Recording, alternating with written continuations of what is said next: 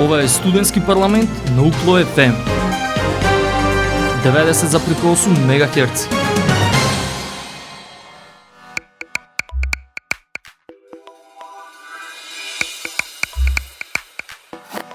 Почитувани слушатели и драги пријатели, ве подсетувам дека вие сте со програмата на Универзитетското радио UKLO FM Битола, радио на Универзитетот Свети Климент Охридски Битола, а ова е новото издание на емисијата Студентски парламент. Денеска тука се навраќаме на едукативната работилница на тема постоперативна рехабилитација по рак на дојка, со која Универзитетот Свети Климент Охридски Битола се вклучи во одбележувањето на месец октомври, месец за подигање на свеста во превенција на рак на дојка.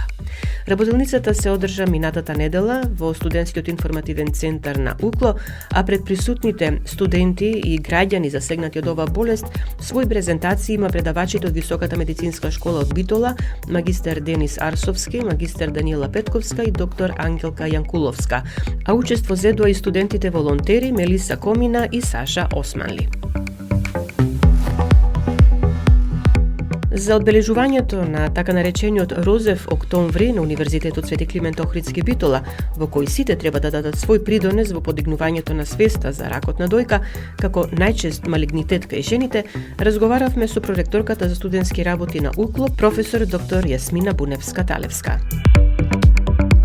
Проректорке, и оваа година Универзитетот Свети Климент Охридски Битола се вклучува во одбележувањето на месец октомври, месец на борба против рак на дојка. И еве заедно со предавачи од Високата медицинска школа и студенти волонтери уште една работилница. Така е, и оваа година како универзитет сакаме да дадеме поддршка и да го на некој начин одбележиме значењето на месец октомври како месец за подигање на свеста за борба против ракот на дојката, овој пат со малку поразлични работилници, би рекла, бидејќи имаме 5 работилници, во кои 3 се работилници од наши предавачи на Високата медицинска школа и 2 работилници вежби се всушност од наши студенти волонтери. Еден од студентите ќе презентира постоперативна рехабилитација по рак на дојка, а другиот студент ќе презентира вежби за зајакнување на мускулите на рамо и корен екстремитет и превенција и презентација на вежби по рак на дојка во домашни услови, положби и ефектот од масажата постоперативно. Рековме од Високата медицинска школа, тука е денеска ангажиран кадрот со своји предавања токму на оваа тема. Се подпираме на собствени ресурси, да речеме. Апсолутно, основната идеја е да ги искористиме собствените ресурси, знаењето на нашиот кадар, бидејќи изобилува универзитетот со добри кадри и професори кои што имаат што да кажат и да покажат за нашите студенти и за јавноста, онака како што беше замислена работилницата и во соработка со здруженијата кои што кои се борат против ракот на дојка и превенирањето, требаше да имаме и презентација на случај, меѓутоа од одредени причини, објективни, не е во можност господјата да присуствува, што не значи дека во иднина нема да се случи таква една работилница. Во секој случај, нешто што верувам дека ќе треба да најде на одзив поголем кај студентите на универзитетот, но и поширокото граѓанство, затоа што ова е тема на која што треба сите да знаеме доволно за неа и секако да биде превентивно. Апсолутно. Утринава баш прочитав за медицинска сестра во Соединетите Американски држави, која што за поддршка на жените болни од рак пред 12 години ја истрижала својата коса во знак на поддршка, па ако еве има и такви луѓе кои на тој начин ја покажуваат поддршката, зашто да не и ние со такви и слични работилници и точно со нашите студенти и со нашиот кадар да ја покажеме нашата поддршка за секоја една жена која што се соочила со тоа лошо искуство и да покажеме дека ниту една од нив не е сама. Ви благодарам за разговорот. Благодарам и вам. Како што кажавме, на едукативната работилница зборуваа предавачи и студенти од Високата медицинска школа, па по музичката пауза ќе слушнете акценти од нивните излагања. Останете со нас на 90,8 МHz. Се враќаш ти кога ќе ти текне и носиш време минато, не проаѓаш, а еден живот пројде се во ескинато. А сакав јас да одам кај што срекни одат. Сон прекрасен, медал за лудост ке ми дада. За тебе и време нека запре, сонце наутро да зајде. На тебе уште ке се сеќавам и кога други љубам, јас во себе пак те чувам. Знам ти си моја судбина и време нека запре, сонце наутро да зајде. На тебе уште ке се сеќавам и кога други љубам, јас во себе пак те чувам. Знам ти си моја судбина, моја среќа и несреќа.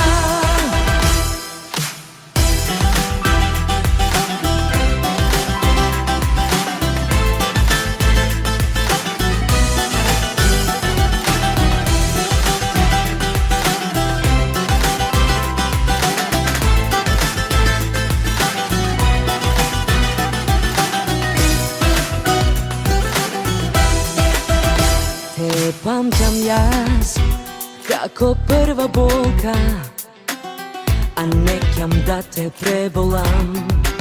Забораваш, ми вети ке ме сакаш, штом другите ке заминат. А сакав јас да одам кај што срекни одат. Сон прекрасен, медал за лудост ке ми дада. За тебе и време нека запре, сонце наутро да зајде. На тебе уште ке се сеќавам и кога други љубам, јас во себе пак те чувам. Знам ти си моја судбина и време нека запре, сонце наутро да зајде. На тебе уште јас се сеќавам и кога други љубам, јас во себе пак те чувам. Знам ти си моја судбина, моја среќа и несреќа.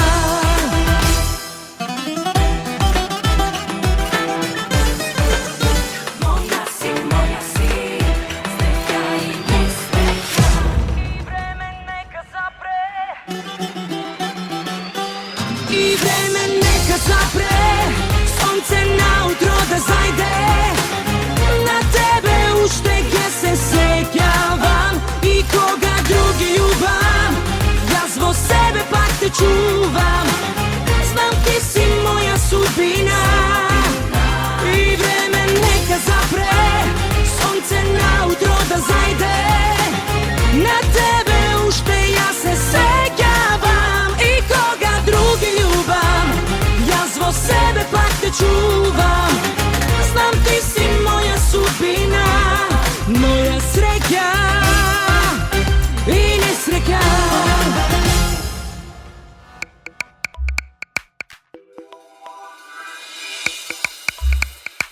Едукативната работилница на тема постоперативна рехабилитација по рак на дојка, што беше одржана на Универзитетот Свети Климент Охридски Битола во рамки на одбележувањето на месец октомври како месец за подигање на свеста во превенција на рак на дојка, на почеток беше нагласено дека е важно да се знае дека истиот може да се излекува доколку навреме се открие.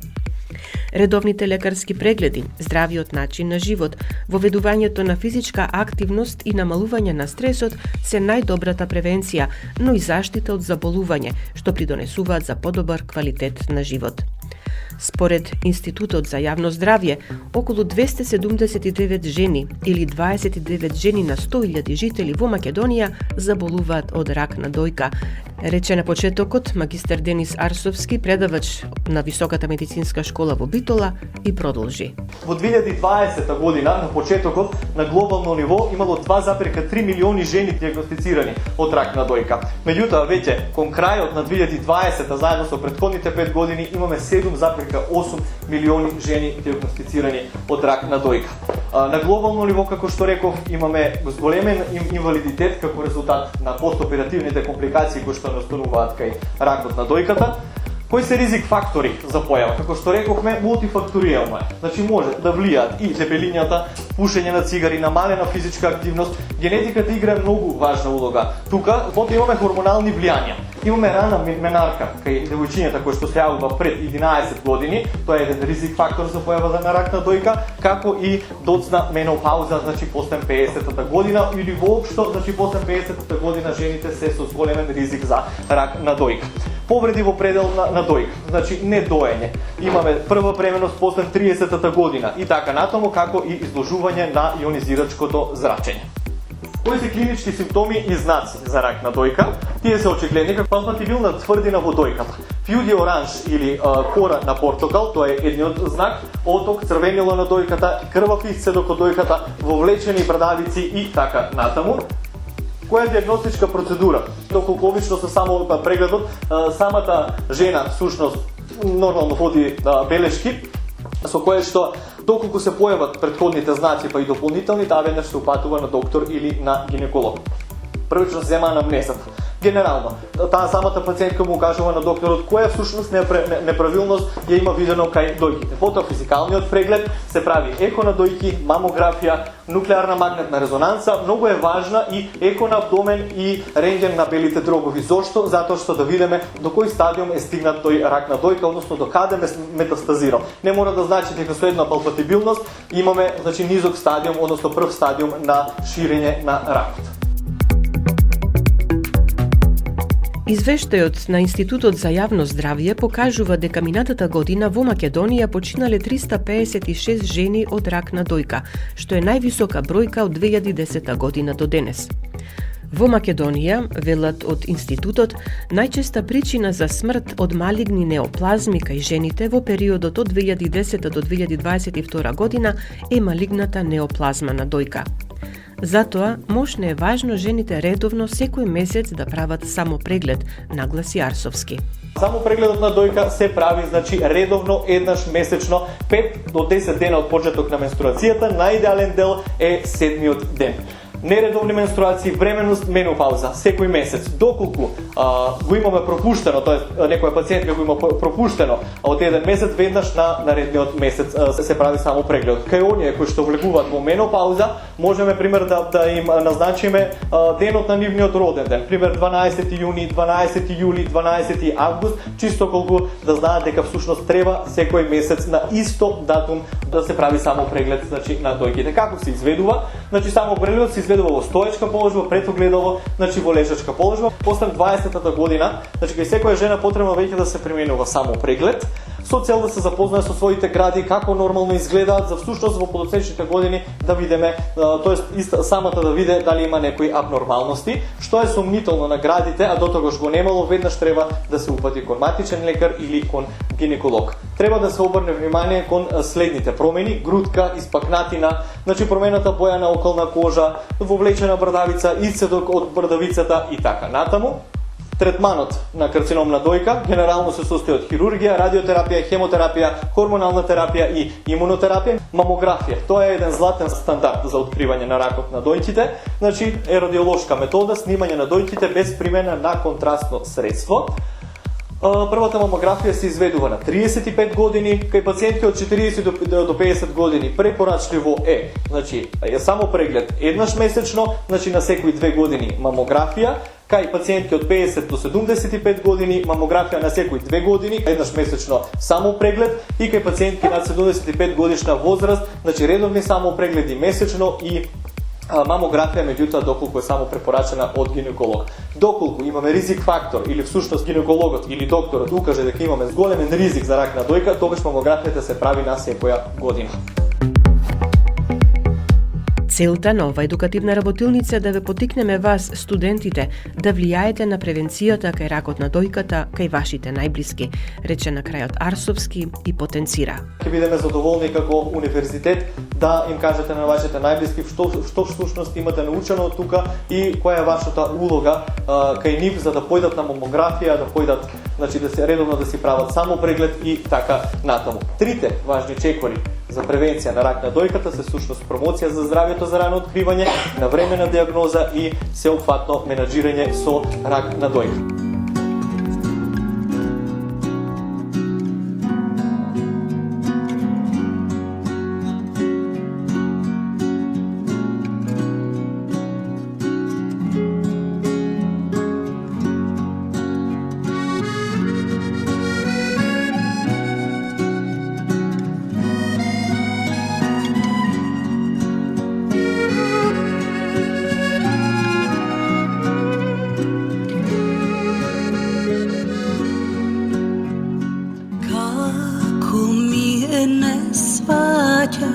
Не ме прашуваш дали ти е се едно, не ми кажуваш како ми е не сваќаш, не ме прашуваш дали ти е се едно, не ми кажуваш.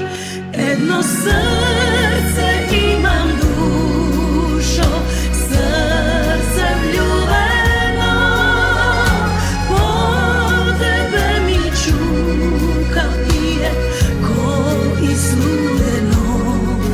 Едно срце имам, душо, срце скршено, нема не вери да трпи, се е свршено.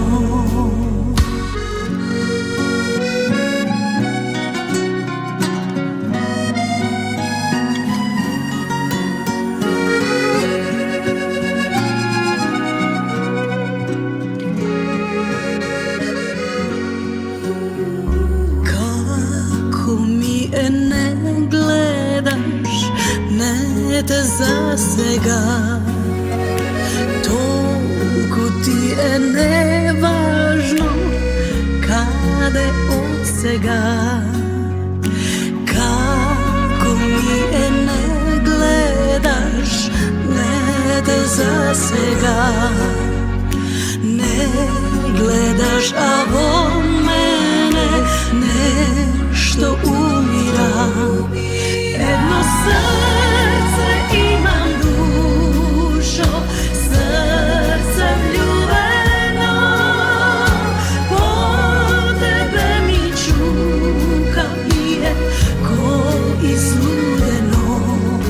Едно срце имам, душо, срце скршено, нема не вери да трпи, се е свршено.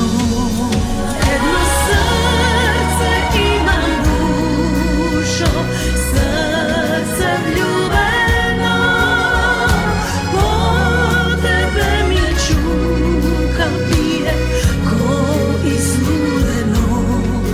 Едно срце имам, душо, срце скршено, нема не вери да трпи, се е свршено.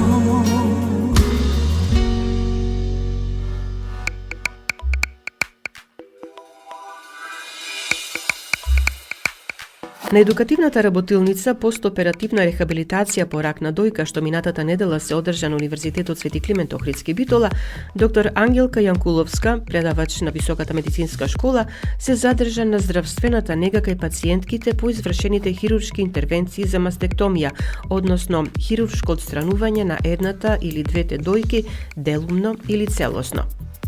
Пациентите во најголем број потенцираат дека им недостига едукација како да се справуваат со болеста во домашни услови и како да добијат индивидуален план за здравствена нега по исписот од болничко лекување, рече доктор Јанкуловска и ги потенцира целите на изработката на тие индивидуални планови.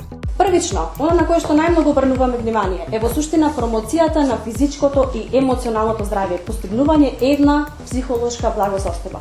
Ова представува во суштина еден момент кој што буквално се јавува кај секој пациент.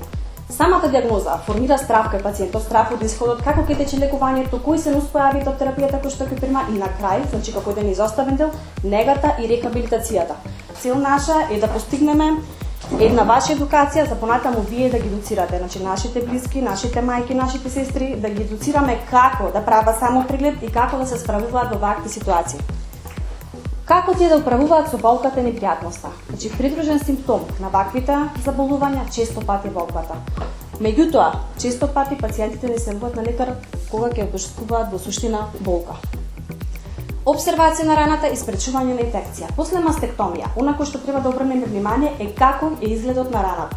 Значи, дали имаме ицедок, дали имаме црвенило, дали имаме нешто што укажува на патологија, дали имаме мирис. Значи, сето тоа се однесува на обсервација на раната и спречување на инфекција.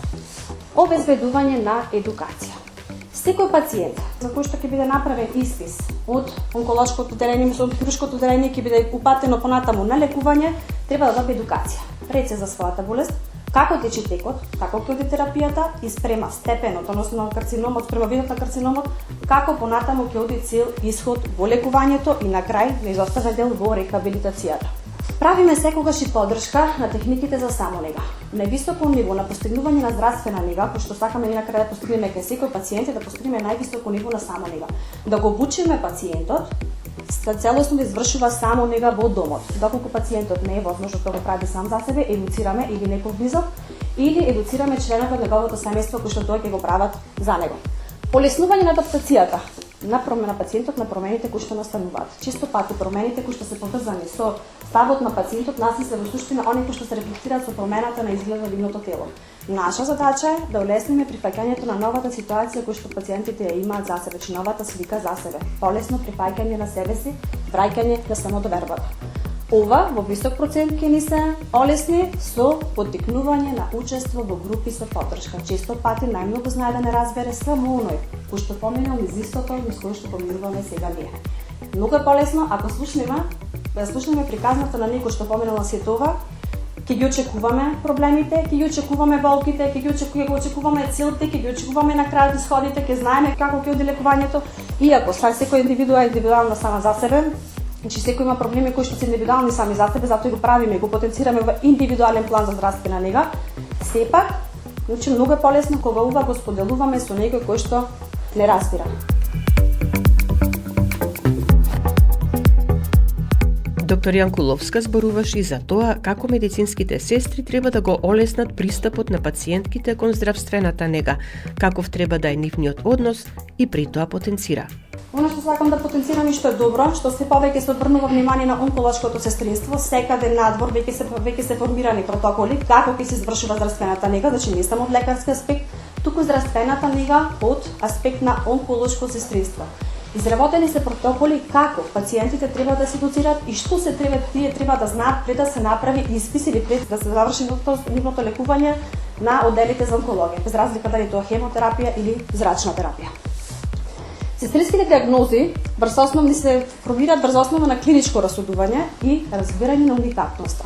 Секој случај е уникатен случај, секој случај си има своји проблеми, своји последици од терапијата, свој начин на функционирање, затоа велиме, тука се фокусираме на индивидуалноста на секој организам. Правиме индивидуалност во формирање на здравствена нега.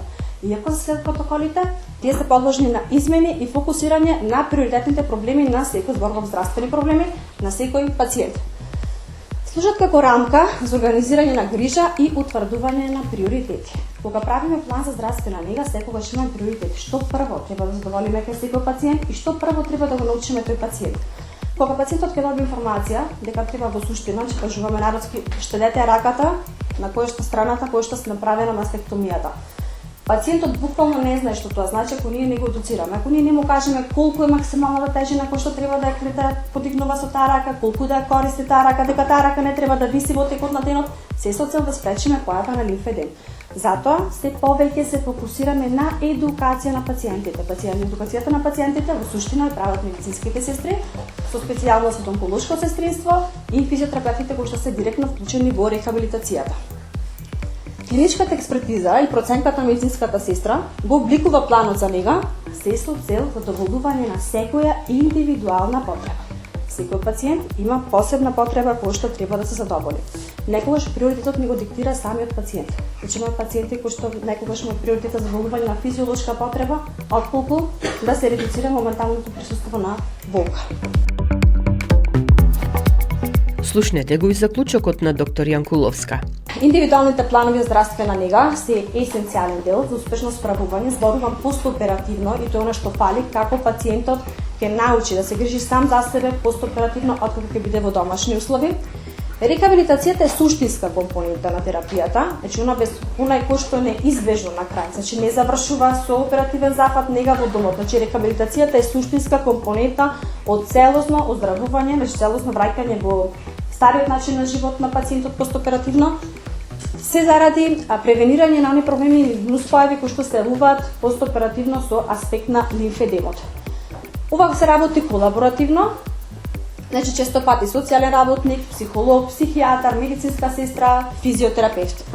И она што на кој што се потенцира и се обрнува особено внимание е едукација за постоперативниот период и корекција на стилот на живот, значи воведување на здрави навики во живењето со цел превенција, бидејќи најчесто овие болести се превенираат.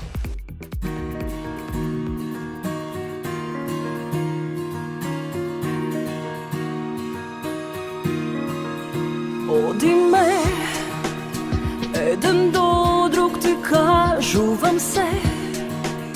Не знам како се живее јас, како птица без глас, без тебе.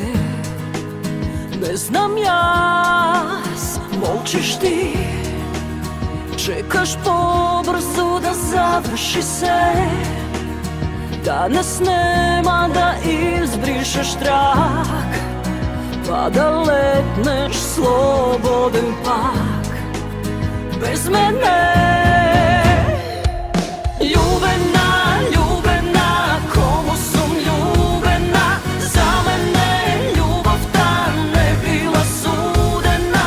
Избриша, спомени ме, избриша мене ти од срцето твое. Љубена, љубена, кому сум љубена, за мене љубовта не била судена.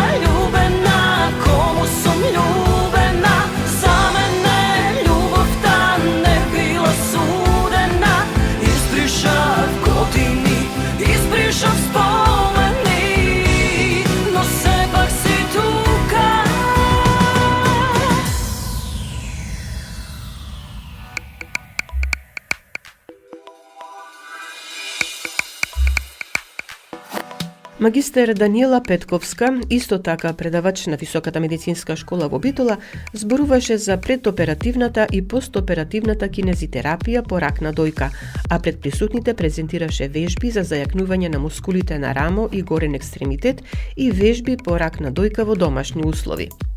Оценувајќи дека кинезитерапијата е мощна важна за рехабилитацијата на пациентките, таа рече: Кинезитерапијата се уствари конкретно вежбите кои пациентките треба да ги прават како предоперативниот период, така и во постоперативниот период. Тука можеме да забележиме дека психофизичката состојба на пациентките е најбитна. Тука се психолозите многу битни, меѓутоа исто така вежбите кои ги правиме пред оперативниот период многу позитивно делуваат во самодовербата на пациентите.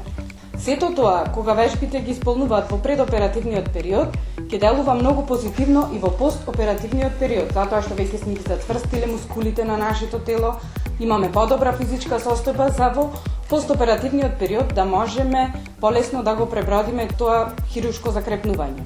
Вежбите може да ги правиме од различни позиции, во домот, надвор, значи зависно од потребите и условите. Одењето треба да биде на отворено, може и на затворено.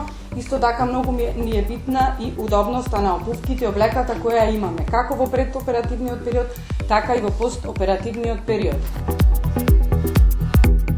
На едукативната работилница постоперативна рехабилитација по рак на дојка презентација има и студентите волонтери од Високата медицинска школа Мелиса Комина и Саша Османли. Темата на Османли беше лимфдерм и мануелна лимфна дренажа по рак на дојка, при што на почеток објасни. Лимфедем е долгорочна хронична состојба, каде што лимфата не може да функционира, односно да се движи према срцето, и затоа имаме застој.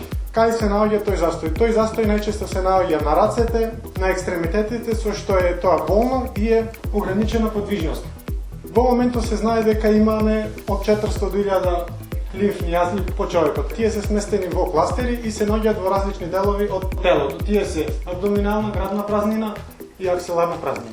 Потоа Османли зборуваше за точните положби и ефектот од масажата постоперативно.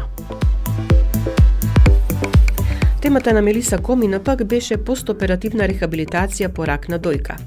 Денеска тука го пренесуваме делот во кој таа направи паралела меѓу правилното и неправилното вежбање на пациентките по извршените хируршки интервенции кај рак на дојка и за стационарната рехабилитација. Секогаш после операција, за да почнеме да вежбаме, треба да се увериме дека таа хируршка рана што ни е направена зараснала и дека немаме повеќе отток. Треба да шетаме околу собата болничка со тенденција понатаму да го прошириме тоа шетање можеби надвор во ходникот. А неправилно е да не шетаме и да мислиме дека ќе ни биде подобро ако лежиме во кревет. Правило исто така е да ја држиме секогаш раката над срцето за да се дренира оттокот. Неправилно е ако ја држиме раката веднаш прилепена за нас мислејќи дека така ќе помине оттокот. Друго нешто важно е, бидејќи почнуваме со вежби за истегнување, за загревање, важно е, ако денес пример имаме испланирано да правиме 5 вежби и после третата вежба ние чувствуваме замор или пак некоја исцрпеност, да застаниме, да се одмориме, да се релаксираме, па после да продолжиме. Грешно е, ако чувствуваме замор, да мислиме дека ќе можеме уште тие 2 вежби да ги направиме, а после ќе си направиме уште поголем замор. Да избегнуваме да креваме нешто над 2 до 3 килограми, особено на таа засегната рака што ни е. Зошто? Затоа што притисокот што рачките можат да го направат од торбата може многу да влијат на тоа засегнато рамо, бидејќи рековме дека е намалена подвижноста. И друго за крај, да ангажираме што повеќе луѓе да не поддржуваат, да не охрабруваат, да пешачиме полесно. Тоа ќе биде добро и за нив, ќе направат убав муабет со нас, ќе биде добро и за нас, бидејќи ќе имаме физичка активност. На крајот студентката Комина со апел. Мило ми е што во публиката гледам познати лица и веќе ја знам нивната приказна и знам од нив научив една многу важна лекција дека всушност болеста не може да не скрши, туку може да не направи подобри личности и затоа ве поттикнувам да го искористиме овој месец да правиме прегледи и само прегледи на дојка, бидејќи како велиме подобро да се спречи отколку да се лечи. Благодарам.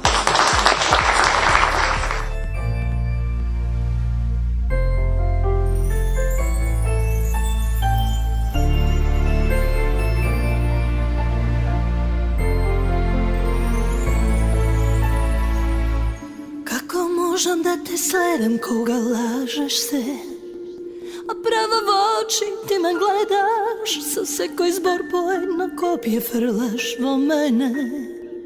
I silno dušava me stega, čekam vreme da mine, a se pobavno i davno si odi, a vo srce vo mraz od nekoj nepoznat glas, što do pepel ne gori.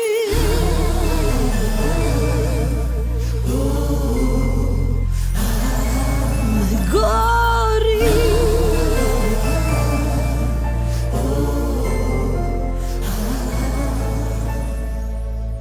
Ima manet za mene od pred jedan vek, deka nema da si zgrešam, od 7 životi zapišani je ovo i tret. Za nego dolžna sam da rešam, zašto vreme to mine, a se pobrzo so den noci odi, od srce istopen mraz se slevo moj od glas, što od pepel se rodi.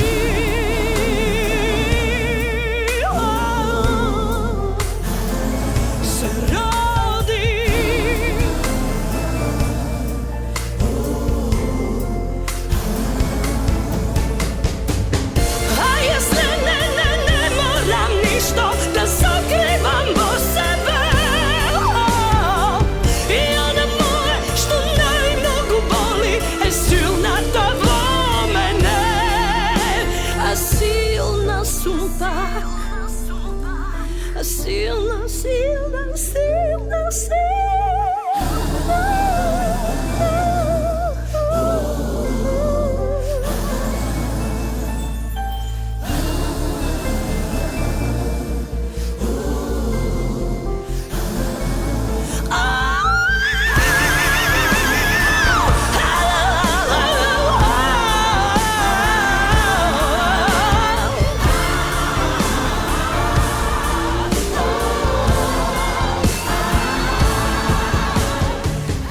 На крај, почитувани слушателки, уште еднаш апелот, при секаков сомнеш за рак на дојка, реагирајте брзо.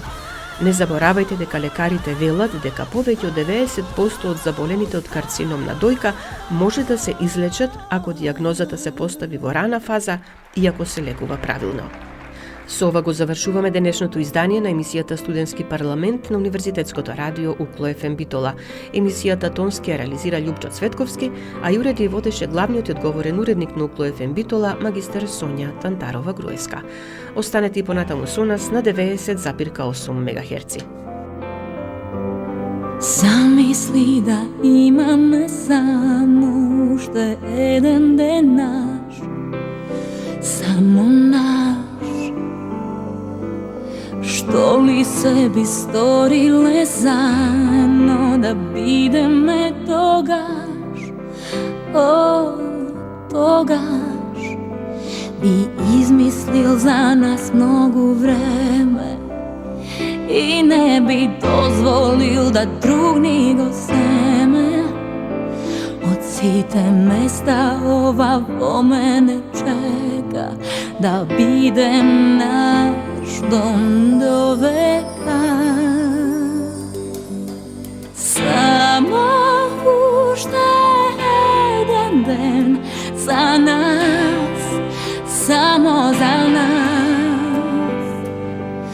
Од Божја милост отпреми казна е, што не можевме да пронајдеме време.